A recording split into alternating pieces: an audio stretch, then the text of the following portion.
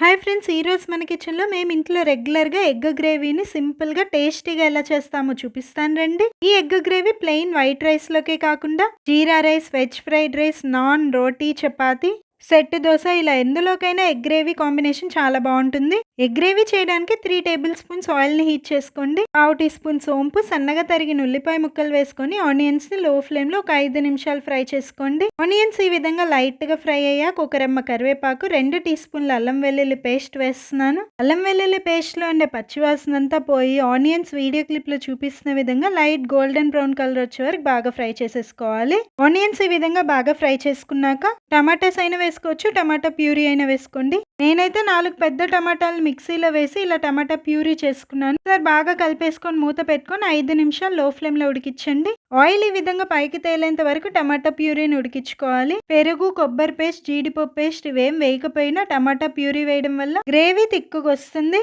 రుచికి సరిపడ ఉప్పు, 1/2 టీ స్పూన్ పసుపు, 1.5 టీ స్పూన్ కారం, 1 టీ స్పూన్ ధనియాల పొడి, 1/2 టీ స్పూన్ గరం మసాలా వేస్తున్నాను. మసాలాలని లో ఫ్లేమ్లో 2 నిమిషాలు ఫ్రై చేసుకోండి.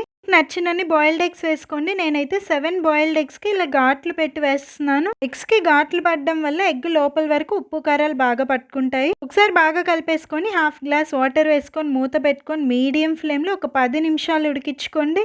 గ్రేవీ ఇంకా ఎక్కువ కావాలనుకున్న వాళ్ళు ఆనియన్స్ అండ్ టమాటా ప్యూరీ క్వాంటిటీని పెంచుకోండి. 10 మినిట్స్ తోటి మూత తీసి చూసారంటే ఆయిల్ ఈ విధంగా పైకి తేలి గ్రేవీ బాగా ఉడికిపోయి ఉంటుంది. ఒక పచ్చిమిర్చి ఉంటే కొంచెం కొత్తిమీర వేసుకొని ఒకసారి బాగా కలిపేసుకొని మరో 2 నిమిషాలు లో ఫ్లేమ్లో ఉడికించుకోండి. అంతే, simple and tasty egg gravy ready. Gravy consistency చూసారా చిక్కగా ఎంత బాగా వచ్చిందో. నాకైతే గ్రేవీ కన్సిస్టెన్సీ ఈ విధంగా ఉంటే సరిపోతుంది. ఈ గ్రేవీ చిక్కగా ఉంది కాబట్టి కొంచెం గ్రేవీతో ఎక్కువ అన్నం కలుపుకొని తినేయచ్చు. నేనైతే ఫ్లోలో కొంచెం ఎక్కువ ఆయిల్ వేసేసాను అనిపించి లాస్ట్లో 1 టేబుల్ స్పూన్ ఆయిల్ తీసేసాను. ఎగ్ గ్రేవీకి ఆయిల్ కొంచెం ఎక్కువగానే పడుతుంది. మీరు ఎగ్ గ్రేవీ చేసేటప్పుడు 3 టేబుల్ స్పూన్ల ఆయిల్ వేసుకోండి, కరెక్ట్గా సరిపోతుంది. ఈసారి ఎప్పుడైనా ఎగ్ గ్రేవీ చేసేటప్పుడు నేను చూపించిన విధంగా ఇలా ఒకసారి ట్రై చేయండి. ఇన్స్టెంట్ ఫ్లేవర్ చాలా బాగుంటుంది. ఏ నాన్ వెజ్ కర్రీలో అయినా సోంపు ఫ్లేవర్ చాలా బాగుంటుంది. సోంపు వేయడం అస్సలు మర్చిపోకండి. ఎగ్ గ్రేవీ రెసిపీ నచ్చిందా? నచ్చితే వీడియోకి ప్లీజ్ ఒక లైక్ చేయండి. రెన్నో రెసిపీస్ మీరు పర్ఫెక్ట్గా నేర్చుకోవాలంటే మన ఛానల్ తప్పకుండా సబ్స్క్రైబ్ చేయండి.